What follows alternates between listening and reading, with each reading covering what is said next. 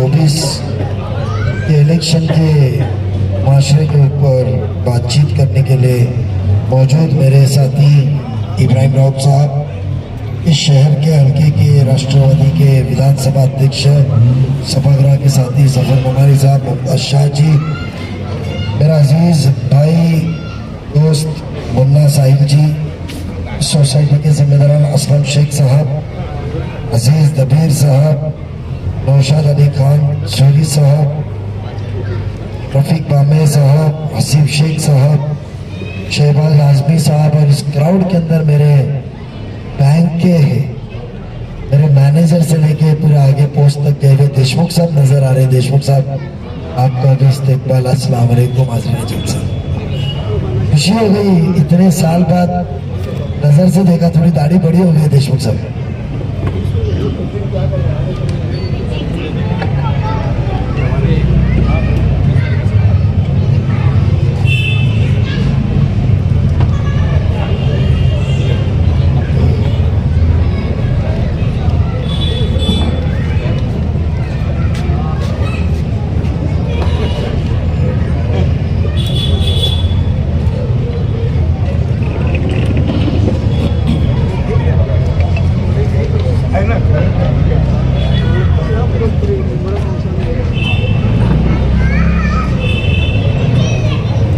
आज आपको इलेक्शन के मौजू पे, क्योंकि कहीं ना कहीं किधर ना किधर 25 साल के सियासती नुमाइंदगी की जिंदगी के अंदर आप में तो आपके कोई रिश्तेदार या दोस्त अहबाब कहीं ना कहीं मेरा ताल्लुक आया होगा काम के सिलसिले से, और आपको इतना तो यकीन है कि काम करने वाला लड़का है, काम करते रहता है। कोई कोकन बैंक के जरिए हो, दीन के जरिए हो, दुनियाई तार हो, या सियासती जिंदगी में महापालिका या कुछ काम हो। एक तो आज आपको फर्क सबसे पहले लगा कि आपको ऐसे नुमाइंदे को चुनना है जिधर बिना किसी डर के, बिना कुछ के आप एक मेमोरेंडम तो दे सकते हैं। इसके पहले इतने आपने आमदारगी के इलेक्शन में दिए, किसी ने पहले आपको पूछा कि आपके मसले क्या है?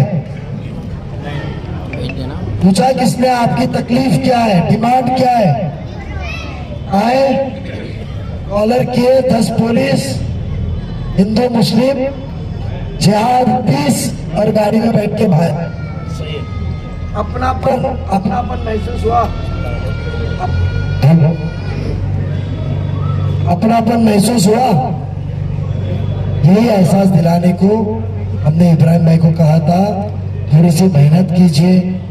लोग नाराज रह गए, कतरा रह गए।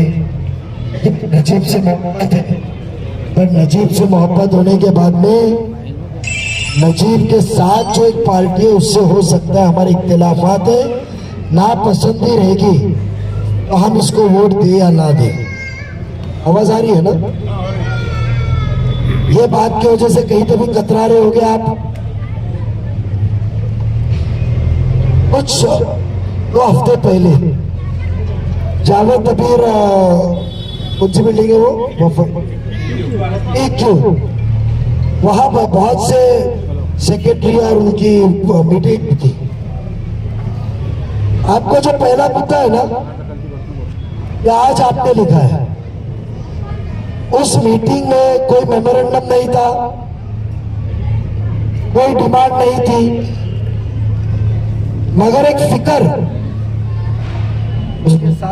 उसके साथ साथ दूरअंदेशी, विजन, तीसरा जज्बा खिदमत। खिदमत अलग अलग तरीके की होती है। किसी को कलेक्टर ऑफिस में काम अटकाए चले गए, फोन किए, वो भी खिदमत है। किसी को हॉस्पिटल में डॉक्टर से बात करने को चले गए, वो भी खिदमत है।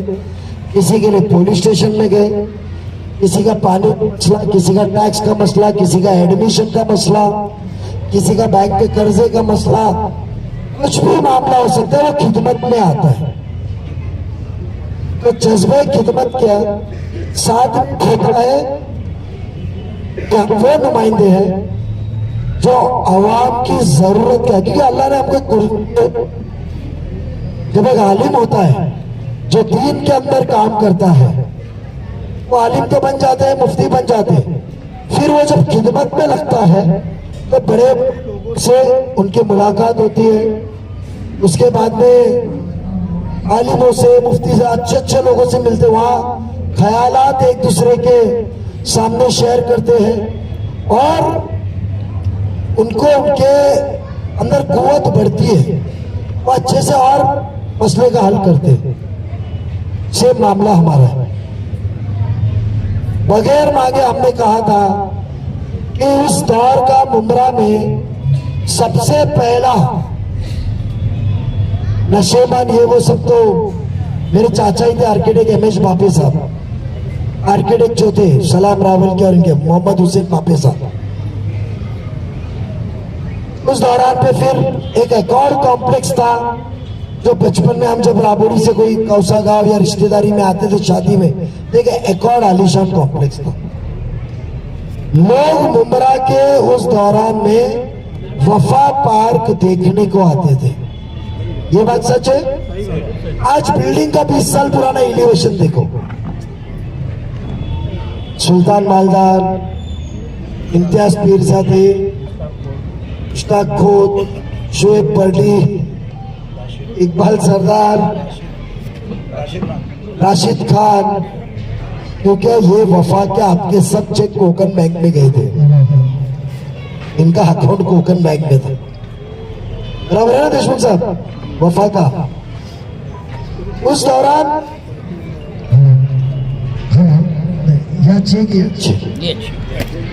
पत्रकार ने बोले तो सर रशीद ये जब बना था, अब 15 साल आपने आपके आमदार साहब को, मैं मानता हूं, पहले मैं माजरत चाहता हूं कि बेशक ये हैदराबाद में मैं आया था, इब्राहिम भाई को लिया था जब वो समाजवादी में थे, जावेद दबीर, इकबाल सरदार को बुलाया था मैंने, और कल्याण से वो आते थे मेरे लिए, क्योंकि मेरा ननियाल कल्याण का है, डोन फैमिली का, अम्मी डोन फैमिली के कल्याण के, तो वो उनको बुलाते थे हम लोग और मेहनत करते थे।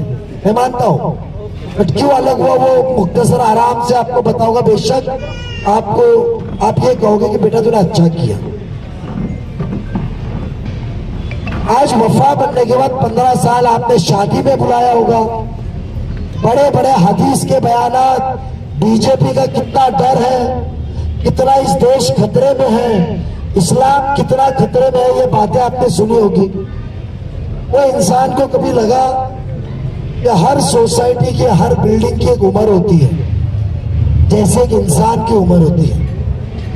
हमारी हयाती अल्लाह ताला के हाथ में, इसको 30 साल का सर्टिफिकेट इंजीनियर देता है।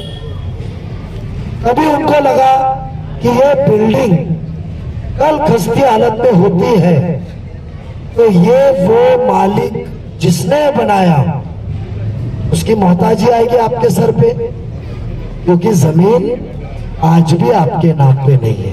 ये बात सच है। इसीलिए आपने पहला मुद्दा लिखा, क्योंकि जमीन आपके नाम पे नहीं, इसके लिए पहला मुद्दा निकला कन्वेंस डीड। क्यों मोहताजी चाहिए? ये बिल्डिंग लीगल है। कभी उनको लगा कि यह आवाम ने आपके ऊपर एतबार करके, मैं 2 अंदाजों में बोल रहा हूं, मैं आपको आपके मसले बता रहा हूं। वो स्थानिक आमदार जो जिहाद, बीजेपी, इस्लाम, दीन, विशालगढ़, चाचा मनियार चाचा, ये जो बात कर रहे, जो आपके पास आ रहे, बीजेपी के नाम से हमारे बारे में बदगुमानी फैला रहे, वो 15 साल में उनको कभी लगा कि ये कन्विंस करे नहीं। उनको कभी लगा कि 2.5 साल में हाउसिंग मिनिस्टर हूं, हाउसिंग मिनिस्टर ऑफ महाराष्ट्र, वो ऑफिशियली म्युनिसिपल कमिश्नर को बुला सकते हैं, बात कर सकते हैं कि यह आवाम को मुझे ओसी देनी चाहिए। ये लोग जिन्होंने मुझे वोट नहीं दिया होता तो मैं मंत्री नहीं बनता, मंत्री नहीं बनता तो पैसे नहीं कमाता, पैसे नहीं कमाता तो मैं आज इलेक्शन में हर सोसाइटी को, सेक्रेटरी को पाकिट नहीं बेचता, वोट 2000 में नहीं खरीदता। ओसी नहीं आ सकती, ओसी आ सकती थी आपकी, आपकी ओसी है इंशाल्लाह। आप एक बार भरोसा करो, ये गेट के बाहर निकलने नहीं दूंगा। सब्जेक्ट तो कहा आपकी हाजिरी लगे, आपको ओसी भी लाके दूंगा, आपको कन्वेंस भी करा के दूंगा, क्योंकि आपकी सोसाइटी, मैं कानून बताता हूं। Power off. Welcome to the world of Amamore Entertainment. Bluetooth mode.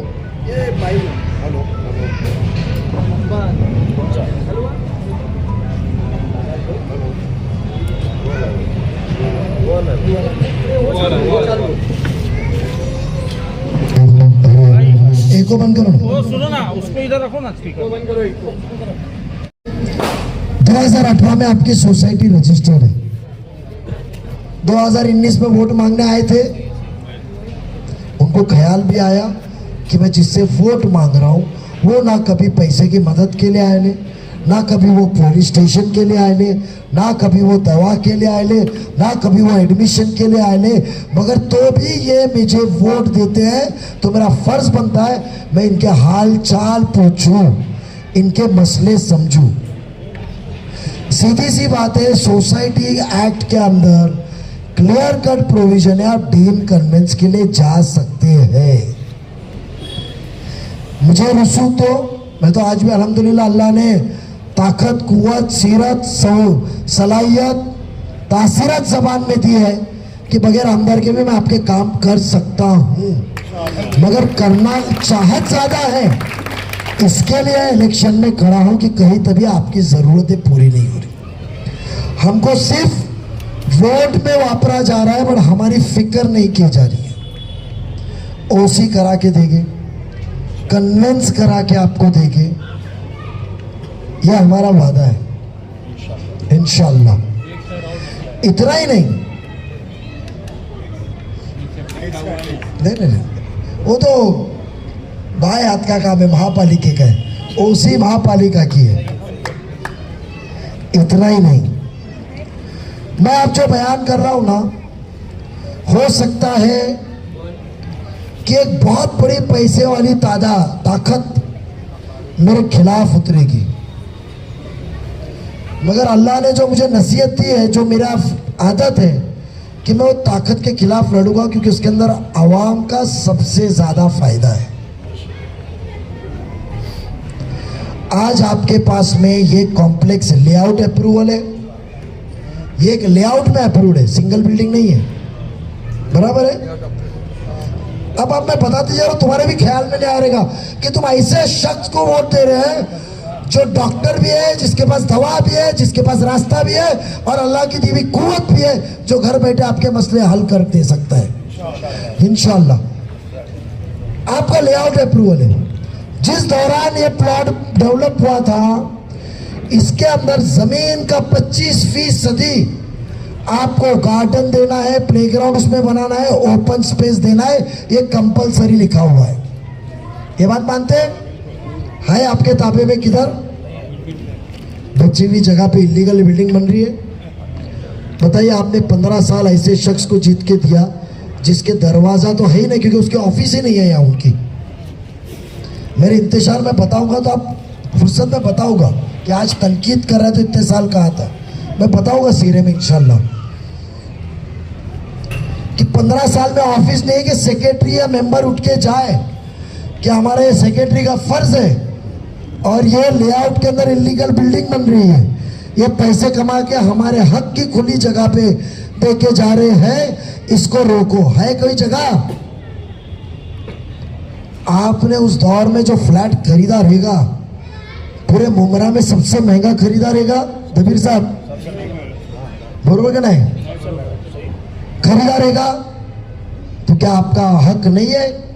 क्या आप आपके हक के लिए लड़े, मांगे? कोई ऐसा आदमी है जो बोले हम आपके लेआउट के अप्रूवल के प्लान्स निकाल दिए, मुझे वक्त नहीं मिला? ये टैक्स का मामला है, बेशक मैं जानता हूं, इसमें टप्पे टप्पे में बिल्डिंग बनी है। हाँ, ये 8वां 9वां 10वां माला बाद में बना है, इसके लिए रेट बाद में अलग आया होगा। मैं आपको बोल रहा हूं ना, क्योंकि जो उसका रेट होता है, रेट बदलता है। इंशाल्लाह इसके ऊपर भी क्या कर सकते मैं बताऊंगा। बट सबसे पहले आज ये बिल्डिंग मेरे ख्याल से तकरीबन 2000 साल में बनी है। 95 में होनी है। आप सोचिए, 95 ओसी 97 की है। हाँ सॉरी, बिल्डिंग बनी है 95, plan sanction copy, light metre 95 का रहेगा, टैक्स 2000 से तो रहेगा। आज 3 साल बाद या 1 साल बाद समझो पोजीशन का पूरा हुआ रहा, आप एलिजिबल है 50% रहते हुए घर के एक्स्ट्रा एफएसआई फ्री में, डिलैपिडेटेड बिल्डिंग का फ्री में 30 साल के बाद 50% आपका घर फ्री में एफएसआई है, कॉरपोरेशन देती है। मगर सब चीज बेकार, क्योंकि ना आपके नाम पे जमीन है ना आपके पास ओसी है। तो क्या आप ऐसा नुमाइंदा चुन के नहीं देना चाहेंगे जो अपनी जेब भरने से ज्यादा आप लोगों को सहूलत दे और आप लोगों की जेब भरे? आप नहीं देना चाहोगे? क्योंकि हम फिक्र में हैं कि अल्लाह ने हमको कुव्वत दी है, कुर्सी दी है, तो कल मेरे को आखिरत में पूछा जाएगा कि तेरे को ताकत और दिमाग भी दिया था, तू जो जबान से बात करता था अधिकारी गुलाम की तरह सुन के काम भी करता था, तेरे में समझ भी थी, तो तूने क्यों इनको फैज पहुंचाया? नहीं, मैं तो गुनहगार हो जाऊंगा। मगर आज आप जिसको चुन के देते हैं वो क्या बोलता है? क्यों दूं बामने साहब तुमको, क्यों दूं दबीर साहब, क्यों असलम भाई, क्यों दूं? तुम्हारे पास में कोई है चॉइस? सोचो, मेरे अलावा किसी को सोचे तो बीजेपी आ जाएगी, मेरे अलावा किसी को देखे तो इस्लाम खतरे में होगा, मेरे अलावा किसी को देखे तो ये मस्जिदें आबाद नहीं होंगी। मुमरा कौसा में 2014 से 19 तक इस राज्य में बीजेपी सरकार थी, 5 साल मुकम्मल तौर पे विद सिंगल मेजॉरिटी। भले मैं मानता उस दौरान पे राष्ट्रवादी ने ही साथ दी थी, पवार साहब ने। आज उस होते हुए क्या हमारे मस्जिद ने बने मुमरा कौसा में? क्या हमारे घर ने बने? क्या हमारे मदरसे ने बने? ये तो कोविड के बाद रास्ते पे नमाज पढ़ना बंद हुआ, उसके पहले क्या वो दौर में नमाज रास्ते पे नहीं पढ़े ना? तो हमको किस बात का डर? और आप घड़ी निशानी पे वोट मांगने आए हम लोग, क्या आपके पास में हम कमल पे मांगने आए, घड़ी की निशानी पे मांगने आए? ये बात सच है। जब जितेंद्र आवाड साहब खुद की सहूलत के लिए पिछले 2019 में आपको कहा कि बाबरी शहीद करने वाले, 92 के दंगे करने वाले धनुष्यबान को आप वोट दोगे, ये कहा प्रचार में। 1 महीने बाद जीत के बाद तो उनके 7वीं सरकार में बैठे। 2024 में खुद ने ही बीजेपी की सरकार में जाइए सब आमदारों के साथ लेटर साइन करके दिया। उनकी सहूलत में गुमराह, जबकि हमको यह सिखाया जाता है गुमराह करना भी लोगों को एक गुनाह है। जैसे सही है ना, गुमराह करना भी गुनाह है। आलिम कहते गुमराह मत करो लोगों को, गुनाह है। ये गुमराह करें। मुझे बताइए कि आप आपका नुमाइंदा आपके कौम का क्यों नहीं चुन सकते?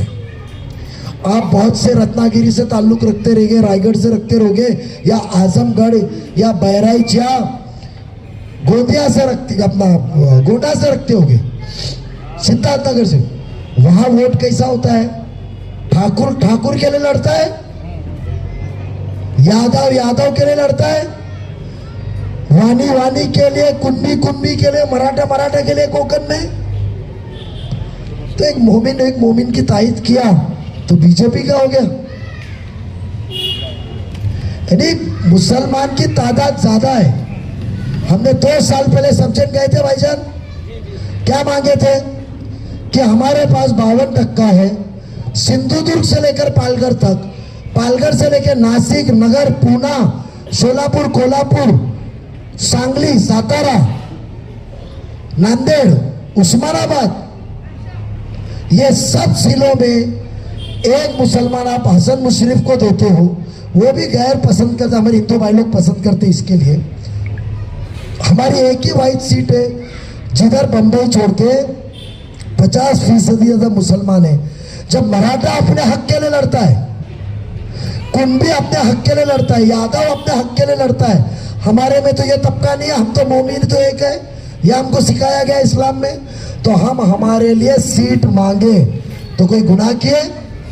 और जब मैंने पवार साहब को कहा, पवार साहब के बीच में जब पार्टी टूटी नहीं थी मार्च महीना 2023 में कि साहब हम क्यों ना, मुझे मत दो, मशाल चिंगारी मैं चलाया हूँ हक के लिए, मुझे मत दो, कोई तो भी मोमिन को दो।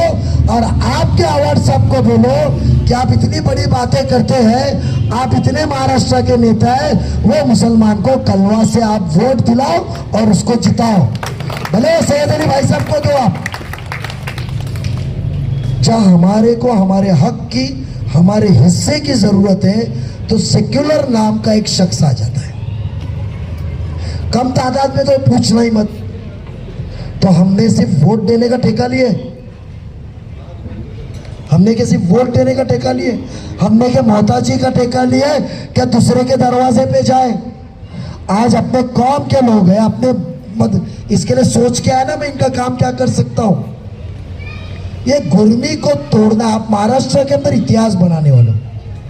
आज नजीब मुल्ला को जिता के पूरे महाराष्ट्र में एक रास्ता बताओगे कि जहां छोटे मोहल्ले हो, बड़े गांव हो, छोटे गांव हो, जहां हमारे मोमिन माइनॉरिटी के लोग हैं, उनके वोट दूसरी जगह जा सकते हैं, बशर्त आप काम करो, हमारी खिदमत करो, गुरूर और तकब्बुर से दूर रहो। आप हमको टेक फॉर ग्रांटेड मत लो।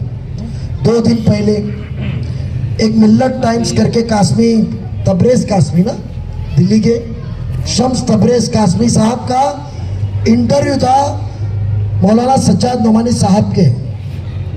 उसमें उन्होंने क्या कहा? मायूसी है, इन्होंने हमें टेक फॉर ग्रांटेड लिया है। किसने? महाविकास आघाड़ी सेक्युलर फोर्स ने। ये कहा कि हमने 25 सीट मुसलमानों की मांगी थी, जहां में 31 खासदार, 200 सीट के खासदार हमने जब चुन के दिए दिल्ली में, मुसलमान के इत्तेहाद पे, सेक्युलर के इत्तेहाद पे हमने चुन के दिया, पूरे 288 में 25 मांगे, 10% भी नहीं। तो आपने हमको डिनाई किया। 1 सीट दिए शरद पवार साहब ने, उलेमाओं की मीटिंग लेते, और वह अजित पवार जिसने चिल्ला चिल्ला के कहा कि मैंने मेरे सेक्युलर शाहू फुले अंबेडकर को कॉम्प्रोमाइज नहीं किया है, मैं बीजेपी की सरकार में गया, अजित पवार ने कहा तो मेरी शर्त यह थी कि जब तक अजित पवार कैबिनेट में रहेगा मुसलमानों को महफूज रखेगा और आवाज उठाएगा। ये कहा, उसने 8 सीट दी, 6 थी में नहीं सब, 6 सीट दी, जिसकी औरत को भी मुसलमानों ने वोट नहीं दिया क्योंकि वो माहौल अलग था। 6 सीट दी, इतना ही नहीं, 2 आमदार की थी 14 अक्टूबर आचार संहिता लगने के पहले, 2 ही सीट मिली, 3 बीजेपी ने ली, 2 शिवसेना मिली। वो तो एमएलसी है, उसमें तो आप लोगों की वोट की जरूरत नहीं है। बट उसने कहा कि महाराष्ट्र 1971-61 जब से महाराष्ट्र तामीर हुआ है, पहली बार ऐसा दिन है कि विधान परिषद में एक भी मुसलमान एमएलसी आमदार नहीं है। क्यों कांग्रेस नहीं देने सकती थी? क्यों शरद पवार साहब नहीं दे सकते थे? क्यों शिवसेना देने सकती थी? बीजेपी और दूसरी शिवसेना छोड़ दो, आप दे सकते थे ना।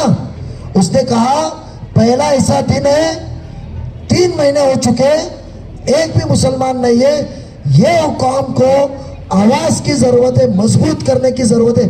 सोचो वो इंसान को सिर्फ 2 सीट मिली है 7 में से, उसमें तुम्हारी वोट की भी जरूरत नहीं है।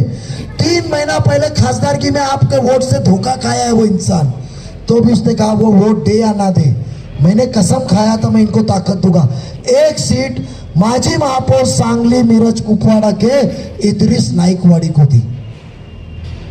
एक मास्टर का बेटा, एक टीचर का बेटा महापौर था, उनको मैं मिलाया था, महाराष्ट्र का सदर बनाया, न्यू बॉम्बे पर। मेरे को पूछे बाबा सिद्दीकी साहब को देना था, इंतकाल हुआ। सोचो बाबा सिद्दीकी साहब को देने का था, इंतकाल हुआ है। शनिचर को इंतकाल हुआ, पीर को कैबिनेट में वो आमदार होने वाले थे। उसने फैसला दूसरों को देने का नहीं किया, मैंने नियत किया मुस्लिम को ताकत देने की, और मुस्लिम अल्लाह ने उसको ऊपर बुला लिया है, तो मैं कोई मुस्लिम को ही दूंगा। नाम पूछा, हमने नाम दिया और उसको ताकत दिया। क्या हम बीजेपी के साथ है? आप ये सवाल करोगे, क्या सही है? आप शिवसेना के साथ बैठो, मैं जितेंद्र आव्हाड साहब आपके प्रचार में आएंगे, उनके करीबी आपके प्रचार में आएंगे। खाली उनको एक पूछो कि जितेंद्र आव्हाड साहब, आपके ऊपर 96-97 में जब एक करप्शन की सरकारी जमीन की अफरा तफरी की गुनाह दाखिल हुआ था, एंटी करप्शन का, 7 दिन अंदर या 3 दिन अंदर थे, वो गुनाह चलता रहा। क्या आपने गोपीनाथ मुंडे, उस दौरान पे बीजेपी की सरकार थी 99 तक, 95 से 99 बीजेपी और मनोहर जोशी सीएम थे, बाद में नारायण राणे थे, कि आप उनके रोज दरवाजे पे जाके पैर पड़ के आपने आपका गुनाह माफ कराया कि नहीं कराया? वो एक सवाल पूछो, बाकी के 2 सवाल और दूंगा। ये हमारे को एक मोमिन खड़ा है जिसको हिंदू पसंद कर रहे। कल रैली देखो, 3 घंटे की रैली में 2000 औरतें चली 5 किलोमीटर, मराठी औरतें दुआ दे रही थी, दुआ। बुढ़े लोग उतर के खारेगांव पारसिक में दुआ दे रहे थे, आरती निकाल रहे थे। यहाँ टीका लगाए, ठीक है, शिर के मुझे किसी ने बताया यहाँ लगाना, आरती निकाल, दुआ देने को अपने बच्चे को आ रहे थे। वो भी बदसन हो गए कि हमको हिंदू मुस्लिम के झगड़े से निकालो। अब 15 साल काम किए ना, तो 15 साल काम करके आपको पानी मिला? 8 टाकी के पैसे नजीब मुल्ला ने महापालिका से पास करके 2018 में दिया, एक भी टाकी नहीं है। आप आपके अंडरग्राउंड टाकी है जिसमें मच्छी की बात आती है, ऐसे कुछ बिल्डिंग वाले बताए, गंदा पानी आता है ऐसे बिल्डिंग वाले बताए। क्या एक पानी की ओवरहेड टैंक नहीं आ सकती थी? काम की बात करो, काम करना है। आज जो बात यहाँ करते हो, और इतनी हिंदू मुस्लिम और दीन की, चाचा की बात करते हो, मनियार चाचा, तो मेरा फर्ज था, चाचा ने खुद ने कहा कि नजीब मुल्ला पहला था जिसने मदद किया और गुनाह दाखिल किया। जब एक पत्रकार ने तुमको फोन किया तो दूसरे दिन गए वीडियो बनाए। मैं क्यों वीडियो बनाऊं? मेरे कौम का काम है, मैं क्यों बनाऊं? मेरे सवाब का काम है। किसी मोमिन के ऊपर अत्याचार हुआ और अल्लाह ने आपको ताकत दी, बनाया, और मैं उसका वीडियो बना के नुमाइश किया, तो मेरी नेकी जाएंगी चाचा? मैं क्यों नेकी गलाऊं? मेरी वोट नहीं मिले चलेगा 4। मुझे कहा मेरे दोस्तों ने कि भाई तू 95% काम करता है, तू वीडियो ना बनाता, वो 5% में बनाता। बोला भाई उसको चलने दो उसके रास्ते पे, मेरे को मेरी आवाम के ऊपर भरोसा है कि वो साथ देगी। आपको सिर्फ बीजेपी के नाम पे, दीन के नाम पे गुमराह कर रहा है। विशालगढ़ की बात करते हैं तो आप दरगाह विशालगढ़ की बात करते हैं, तो विशालगढ़ का जो हादसा हुआ, वो संगठन तो आपके कांग्रेस के खासदार साहब राजा साहब के बेटे की थी। मुसलमानों के विशालगढ़ वालों ने वोट नहीं देते जिनके घर टूटे। आप मगरमच्छ के आंसू बहरा, मगर आपके जाने के पहले तो कोई इंसान होता है, पता चला मेरे को कि आपकी ओसी चाहिए, सोचा तो आपको कहा मैं ओसी दूंगा। मुझे पता चला इनका कन्वेंस नहीं हुआ, तो आपके मांगने के पहले लाया, कन्वेंस आपको करके दूंगा। ये खिदमत है। बगैर बुलाए तीसरे दिन अजीत पवार साहब शाम को विशालगढ़ पहुंचे, पूरे डिपार्टमेंट को लेकर पहुंचे। पुलिस डिपार्टमेंट कलेक्टर को कहा जिसकी गाड़ी टूटी है, घर टूटा है, कांच टूटी है, मोटरसाइकिल टूटी है, मस्जिद का जो टूटा है, सबका पंचनामा करो। उसका नुकसान आया वो गांव का 2,43,00,000 रुपए। गरीब लोग थे। ताबड़तोड़ सरकार से 4 दिन के अंदर उनको मुआवजा दिलाया। किधर पेपर में पढ़े? खाली उस दिन का न्यूज निकालो, अजीत पवार ने खड़े जाके वो आवाम को पूछो। तो हमारी सीरत अच्छी है, सलाहियत अच्छी है। आपके रिश्तेदार पनवेल में होंगे, पनवेल गांव में मुकीद काजी साहब, पटेल साहब, नवीद पटेल, और उनको पूछो कि नजीब मुल्ला और अजीत पवार ने कैसे वो मोहल्ले की मदद की, जबकि वहां आमदार तो प्रशांत ठाकुर था। मीरा रोड में जाके पूछे, जब पुलिस ने परमिशन दी थी मोर्चा निकालने की डी राजा और नितेश रानी की, वहां तो आमदार दोनों बीजेपी और शिवसेना के थे। तो अजीत पवार ने हिंदू मुस्लिम एकता के लिए कैसी वो परमिशन दबाव डाल के कैंसिल कराया। होम मिनिस्टर तो बीजेपी के थे। हमारी नीयत देखो ना कि कौम को कभी बेचे है क्या? ये हिंदू मुस्लिम बीजेपी क्या है? आपका बेटा आपका भाई हक से तो बुला सकते हैं। ऑफिस डालो, छोड़ो ऑफिस, जुम्मा की नमाज में खुतबा सुनते वक्त तो आजू बाजू मिलेंगे, नमाज जनाजे में तो बाजू में मिलेंगे, कहीं तो भी मिलेंगे जब पकड़ सकते हैं। क्यों नजीब वादा करके दिया था, क्या हुआ? माफी चाहता हूं, पूछ सकते हैं। क्यों देशमुख साहब 15 साल सदर था, पूरी बैंक का कारोबार पैसे का मेरे पास था, 1 रुपए का इल्जाम है पैसे का? हाँ देशमुख साहब, आप मेरे साथ काम किए, 1 रुपया कोई मुआवजा लिया? ऐसे साफ सीरत वाले के ऊपर आप जैसा पढ़ा लिखा तबका, अल्लाह ने आपको माली हालत से नवाजा है, कामकाज में आप वो ये सोच करके गुमराह कि उनके नाम पे चल रहा है। हम हमारा सियासती करियर निकाले, कब्रिस्तान हमने काम किए कि नहीं? कब्रिस्तान के वीडियो लोग निकाल रहे थे, 2 साल से कब्रिस्तान का मसला चल रहा था।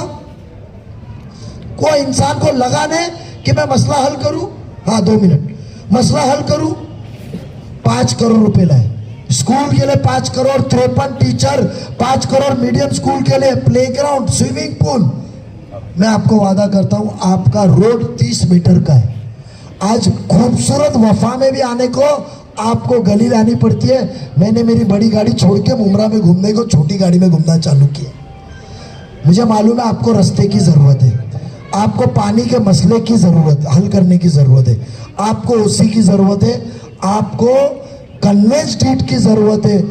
एक मौका दीजिए, बीजेपी के नाम पे गुमराह होके मत चलिए। जिसने 15 साल लूटा है, मैं आपको वादा करता हूँ टोरेंट भगाऊंगा। एक लास्ट बात करता हूँ, एक लास्ट बात, बहुत वक्त ले लिया आपका, क्योंकि बहुत जज्बात से हम वो लड़ाई लड़ रहे। हम लोग हमारा करियर दाव पे लगाए ले, पेतरे चल रहे, दादागिरी चल रही, खत्म करने की बात चल रही है। बाबा बुआ आके बैठे ले हमारे को, बीमार चल रहे, सलाइन लगा रहा हूँ और निकल रहा हूँ, हरूंगा नहीं। बेड़ा उठाया क्योंकि मेरे साथ जो जुड़े हुए हैं, इसको घर पे बुला के बोले होटल तोड़ेंगे। साहिल ये बोला मैं पीछे नहीं हटाऊंगा, कब्रिस्तान का मसला बोलूंगा। हम निकले हैं इंशाल्लाह, आपकी दुआ लेके एक ही कहता हूं, वो कह रहे हैं कि मेरे को मौका 1 महीने के बाद मैं मंत्री बनूंगा, आप मुझे जिताइए, मैं 1 महीने में टोरेंट भगाऊंगा। ये बात सुने आपने? भगाऊंगा, ऐसा अवार्ड सब कह रहे। मैं आपको एक याद दिलाना चाहता हूँ, टोरेंट आई 1 मार्च 2020 को, अवार्ड साहब मंत्री बने दिसंबर 2019 को। टोरेंट चार्ज लेने के पहले 3 महीने उनके पास थे, और उसके बाद आपके वोटों के कर्ज के तौर पे अल्लाह ने उनको 2.5 साल कैबिनेट मंत्री ऑफ हिंदुस्तान का सबसे पावरफुल स्टेट का मिनिस्टर बनाया। कैबिनेट 2.5 साल थे, जब भी उनको लगा ने टोरेंट भगाना। आज नजीब ने चिंगारी बजाया है, आज आप लोग ने मदद की है, तो टोरेंट की याद आई। ऐसे झूठे इंसान को आप फिर से गुमराह के वोट देना चाहेंगे कि आपके बेटे, आपको भाई को, घड़ी को वोट देना चाहेंगे?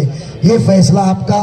मैं सिर्फ 2 चीज़ कहूँगा कि आप मेरी को दुआ में शरीक रखिए ज़रूर। मैं तो अल्लाह से रोज़ दुआ मांगता हूँ कि अल्लाह इनको दिल में मेरी सच्चाई का यकीन दिलाए कि ये घड़ी के निशानी के ऊपर वोट देके जो तब्दीली इस आवाम को लाने की है, जो ताकत अल्लाह ने मुझे दी है, वो खिदमत के लिए मुझे मौका दे। 20 नवंबर को घड़ी को याद रखेंगे। यही कह के मैं अपने अल्फाज ख़त्म करता हूँ, और ये जो वादा है ये मेरा फ़र्ज़ है। इंशाल्लाह ये मैं तो ऐसा भी कर सकता हूँ, मैं कर दूंगा, आपको वकील दूंगा, एप्लीकेशन दूंगा। असलम भाई को मैं ये करके दूंगा, आपको उनके हाथ से आए थे इसके लिए मैं असलम भाई मैं करके दूंगा। मेरा मोबाइल नंबर ले लो, मैं फ़ोन उठाया नहीं तो टेक्स्ट मैसेज करना। व्हाट्सअप मैं देखता नहीं हूँ, मुझे व्हाट्सअप देखना है तो लोग टेक्स्ट करते कि आप व्हाट्सअप चेक करो, मैं व्हाट्सअप देखता नहीं हूँ। टेक्स्ट मैसेज करो, मैं रिप्लाई करूँगा। और बेशक दुआ के साथ साथ उम्मीद रखो घड़ी के निशानी को वोट गिरेगा। और आपको जो कहो अल्लाह को गवाह रख के सच कहो, खुले आसमान के नीचे कहो, क्योंकि हमें कब्र के अजाब का डर है, आखिरत का डर है। अल्लाह हाफिज।